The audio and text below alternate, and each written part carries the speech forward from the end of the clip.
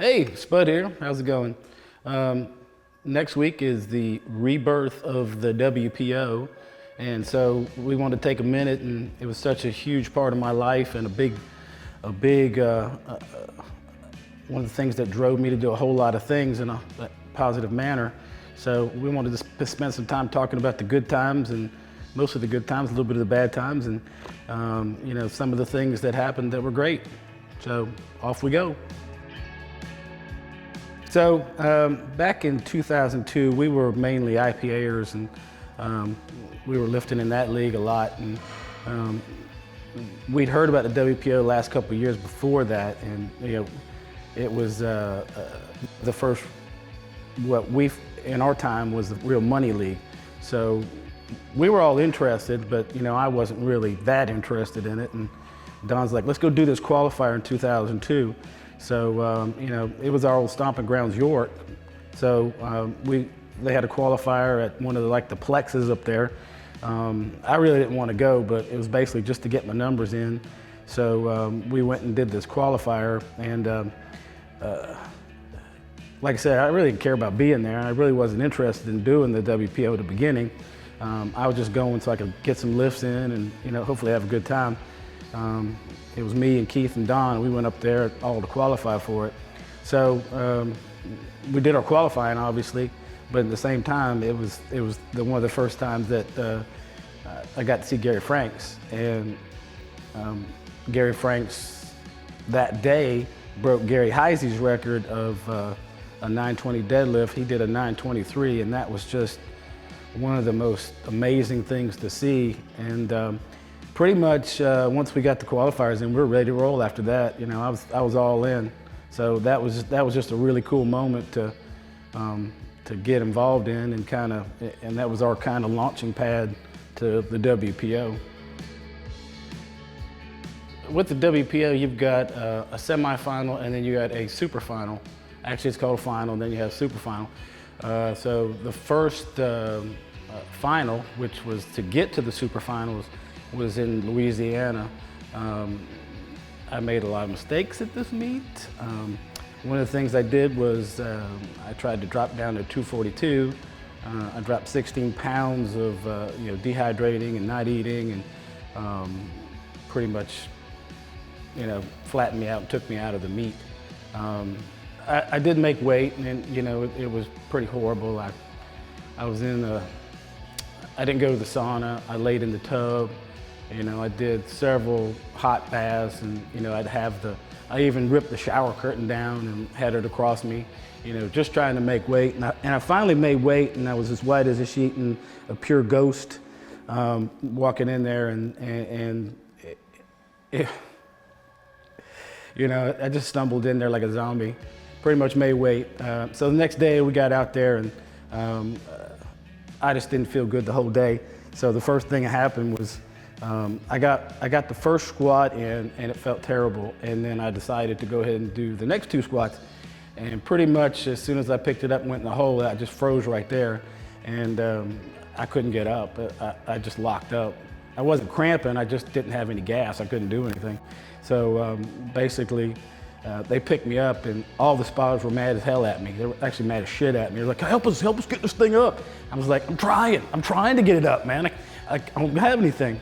So I should have passed on that on the third one, but I went and did the same thing again. So I didn't make any friends that day with the spotters. But anyway, so we're in New Orleans, right? And we flew down there, and a friend of mine drove down there, and he was going to hang out with me. But since I bombed out, I was all depressed out, and I didn't want to be there, and blah blah blah. I turned around and rode right back that night. So as soon as I bombed out, packed up all my shit, got in the car, and drove back 10 hours. That was my first WPO bomb. After being mopey-dopey and we drove home and all that kind of stuff, Don was in the super finals, so we all came up to help Don. And if this doesn't electrify you, this was the first time anybody had ever attempted 1,100 pounds at a squat, and we got to watch Steve Goggins take that lift, and that was one of the most exhilarating things to be part of. I mean, obviously helping Don, making sure he got through and all that stuff, but watching a guy take 1,100 pounds and making a good morning out of it and coming up with it, that was, and the whole room just electrified, standing up, and everybody was so excited about it. So bombing out had its positive things, because I got to go see, I didn't get to participate, but I did get to go watch the first 1,100 pound squat.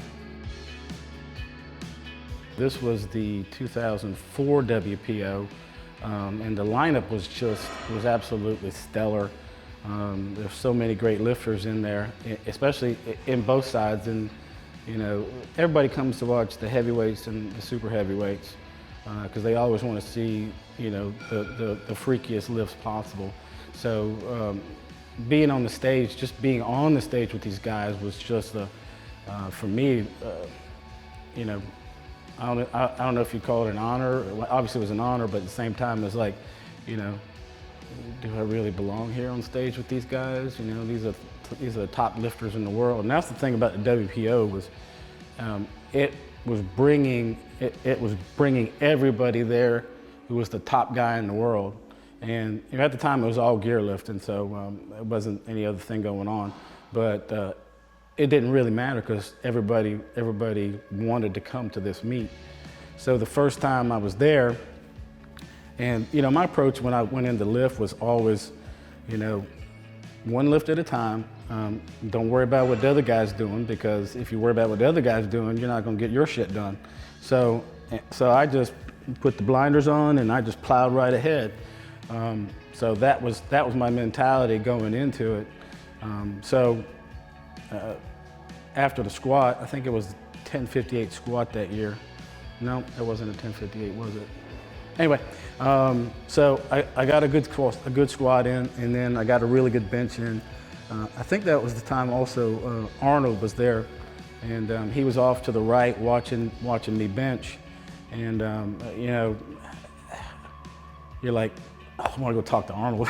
I want to go, hey Arnold, what's going on? At the same time, you're like, you got to go, so it's your shot. You got to get up in there and hit your lift or not hit your lift. And luckily, I think it was a 650 bench. I can't remember, but I got the lift, and Arnold's over there clapping, and you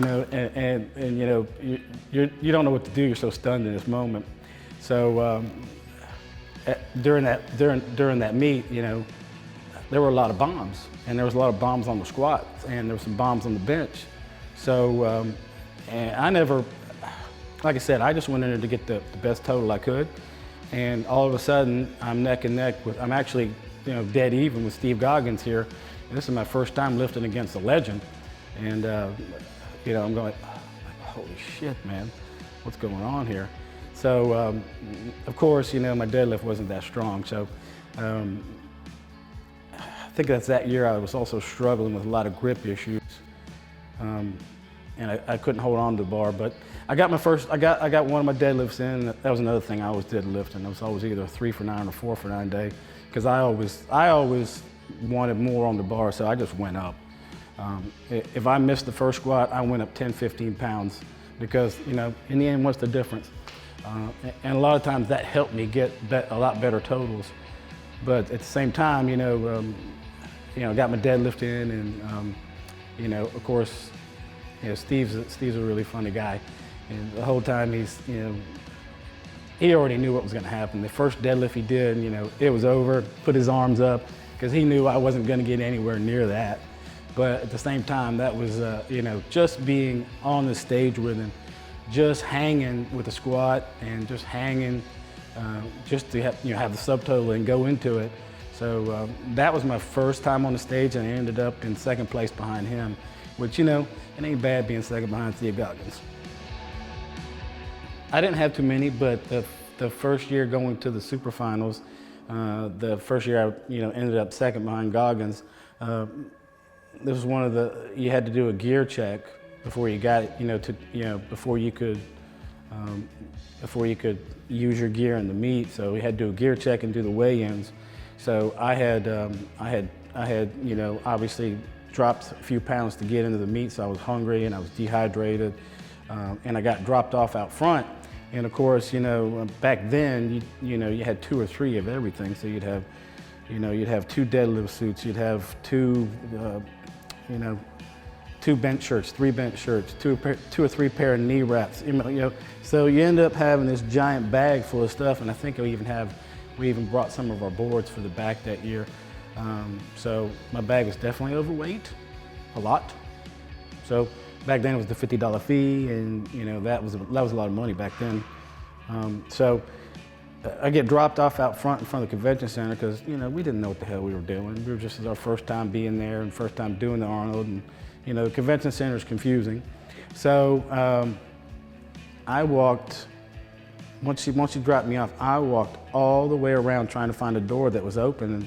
And back then they didn't leave the doors open. There was just a few doors where somebody let you in. So I walked with my red bag, dragging my red bag behind me, all the way around the Columbus Convention Center to finally be able to get in and go inside and then find the, you know, finding the check-in room and all that stuff. So dehydrated, starving.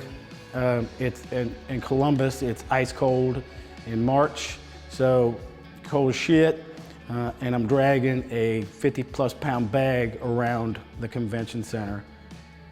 So that was probably the worst time I've had as far as WPO, but you know, it was worth it. 2004, placed second. 2005, placed second again. But my total went up, so that was really the most important part. 2006, I was coming off a bomb in Finland. And so I flew all the way to Finland in 2005 for the finals. And I ended up being a nervous wreck, and the situation, basically, it went on all week, and we were just hanging out all day, and I had a hard time dropping the weight. So it was a struggle just to get to the 275. So usually I weigh about 283, and I dropped down to about 275. So I bombed there, but I learned so much that when I came back, I was so into the training and so jacked up about it that that was one of the times where I poured everything into the training, and my programming was right on. You know, I instituted some cardio. My deadlifts had totally changed. I totally did everything. So that year, Chuck Vogelpool was there, and Steve Goggins, he was having some health issues, so he was out of the meet. So it ended up being me and Chuck, and of course, you know, I still go into a meet like, I gotta, you know, I just gotta do this lift, I gotta do this lift, I gotta do this lift, you know, so I don't even think about that. This time I was kind of thinking about it a little bit. So things got wacko back and forth as far as you know, some things about numbers and things. So I just finally said, you know what, fuck it, put 1107 on there. So this was the first time that I'd taken 1100 in a meet, and it flew up. It was just, it was like a rocket. I probably left another 40 or 50 pounds on that one that day. You know, my bench was the same. Everything flew up. I hit 744 on the bench that day. And but the thing I was proudest about was the deadlift. You know, normally the deadlift was just completely awful, and it would be a small number, and then if I got that, a very small jump, and if I got that, a very small jump. So I let all that go. So me and Chuck were, you know, sort of going back and forth, but not really. But in the end, when they called the numbers, Chuck and I had somehow tied exactly at 25.62. And because he weighed 6 pounds less, he was able to take the meet. But you know, that wasn't the point. The point was this was the first time I'd done 1100. This was the first time I'd benched, I think it was 744, and I'd done that really well. And of course the deadlift, you know, the deadlift was fantastic, and I left another 50 pounds or so sitting on the plate, at least, you know, maybe 70. It was one of the, even though I didn't win it, I did get the world record first, so they gave me that shit, but you know, that's not important.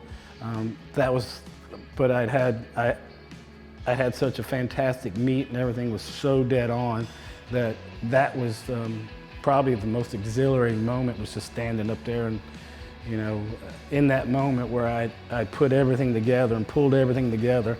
And that's one of the special things about the WPO that people don't quite, those who were there get it, and there'll be a bunch of guys who get it, but this is where everybody came, it was the best, and everybody battled it out.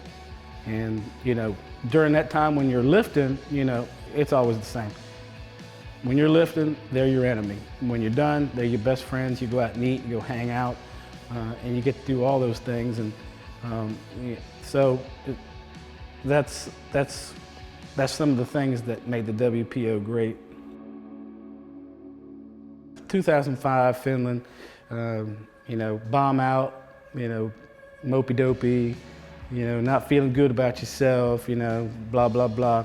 Everybody went to this Italian restaurant, and you know, they gave us a big old table downstairs because we had, you know, Vlad at the table, we had Andy at the table, Don at the table, we had all these great people at the table, and you know, here I am, you know, just got through bombing out, and you know, just trying to keep a smile on your face, and at the same time, you're in another country, why not have a good time? But that was one of the things about powerlifting, was, you know, you just got sucked in that. If you didn't do good, it just ate you up. But one of the guys, I'm probably going to crucify his name, Harold Sessom. Yep. So and don't ask me, I don't know why he brought a fucking frying pan to the goddamn thing, but he breaks out this frying pan and he's walking around the table, and all of a sudden he starts rolling this frying pan up. So he takes this frying pan, he rolls it all the way up. And incidentally, he was the judge that bombed me on the bench because my foot kind of slipped a little bit. So I sort of wanted to take that frying pan and hit him with it, but he was a good guy and he was straight up about it. And you know, he's from German, so it was black and white. You know, if you made a little error, that's your fault. You know, but everybody all around this table, and he's rolling this frying pan up, and it was just funny. So it kind of took some of the sting away from bombing out in the meet. My hopes for the WPO is to be the greatest show going on in powerlifting, where everybody comes together and everybody lifts their hearts out and everybody gets PRs and everybody has the greatest time, just like we used to have.